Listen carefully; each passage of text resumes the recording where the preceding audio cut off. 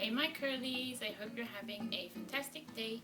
It is Sunday, so I have another video for you, and it is going to be another DIY for the hair. I promise that I am going to record a skin DIY video soon, and I have two styling videos that I have to edit and then load up, but in the time being I had a bit of time today, so I wanted to do a hair DIY. And as the title says, it's going to be all about tea, and there are two types of teas that I like to use for my hair. There are of course a lot of options that you can go for. You don't have to use the two particular ones that I use, but just to give you an example, I'll be sharing what I like to use for my hair, and I'll be putting them in two different videos because you know me and my talking, I tend to go on a bit, so I'll split it up into two parts. You'll see me again right after this recording. I'm going to make the second one and I'll look exactly the same, alright, so that is the reason.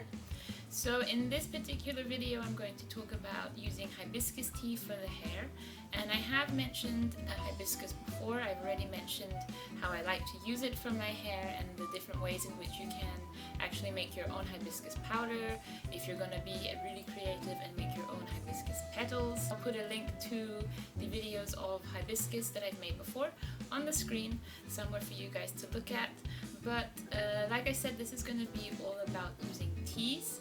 And the way that I like to use it is I like to put both of my teas, actually. I use them separately and I put them into spray bottles.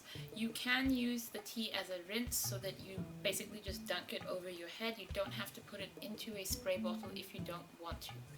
And when I use the hibiscus tea, I actually like to rinse it out. I don't leave it on my hair, mainly because it does stain, so it gives your hair color, but it will also give your clothes a bit of color, and I don't necessarily want to have, you know, a bit of tint to my clothes. So when I use it, I rinse it out. If you're going to use it as a rinse as opposed to putting it in a spray bottle, you just want to sort of pour it over your hair, either when you're in the shower or over a sink, and then you can leave it on. I would recommend for no less than 10 minutes, just to make sure that you know, the hair is getting the benefits from it.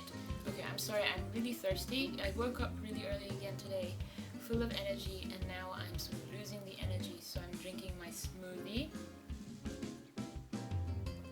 So good. And I just realized that this has berries, so I'm probably gonna have bits of fruit, like chunks or seeds, in my teeth.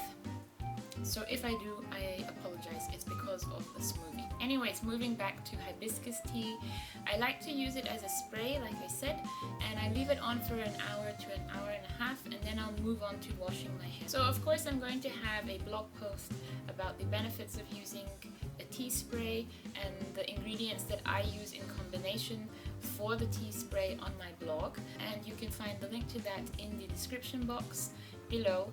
I also will have a couple of other tea alternatives that you can use in place of hibiscus if you don't want to necessarily use hibiscus for your hair. The different teas have different benefits, they have different effects on the hair, so I will have all of that on the blog post as well. But when it comes to hibiscus, it is known to strengthen the hair, it gives it a boost or a conditioning boost. It is also known to help give it sort of luster and shine. Now when I say that, some people have said that it makes their hair feel a little bit dry after using hibiscus, and that is really, you know, every person's hair reacts differently to the same ingredient. So while I use it and it gives my hair a really good conditioning boost and it gives it shine, it might make your hair feel a little bit dry. So it is a sort of trial and error thing to see whether your hair likes it or not. You can also add additional ingredients into the tea to make it a little more moisturizing, which is what I do, and you'll see what I add in the how-to part of the video. But it does give my hair a conditioning boost, and of course the other additional benefit is that it gives your hair a sort of tint to it. So if that is something that you're looking for, then hibiscus tea is for you. If it's not something that you want, then I would steer clear of hibiscus and just look at a different type of tea. I'm trying to think if I covered everything that that I wanted to say before I get into making it, and I think I have. The only thing I will say is that the ingredients that I use are obviously stuff that my hair likes.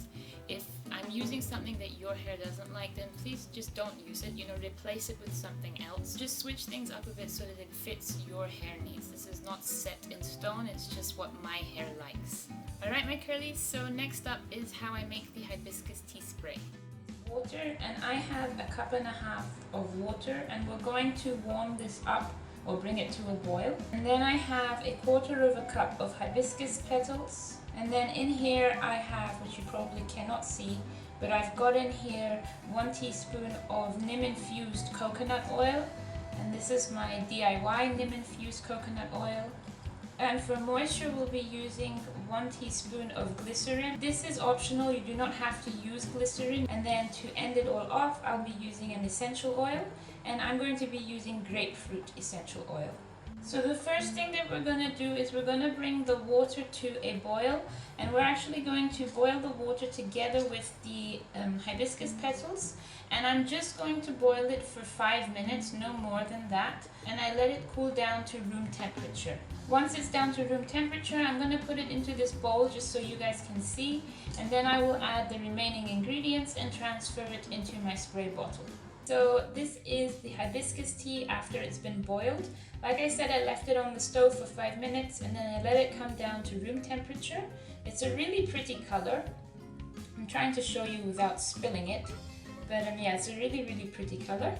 This is the petals. I strained them out already, obviously, and this is what they look like once they have been boiled. The color sort of drains out of them. Alright, so all that's left is to add the remaining ingredients.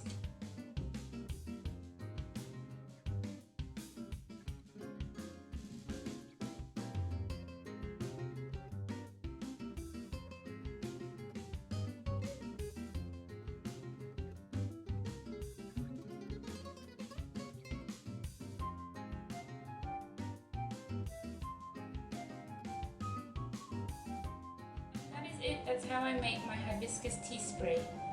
Remember to shake up the bottle before you use it, just to make sure that everything is well mixed.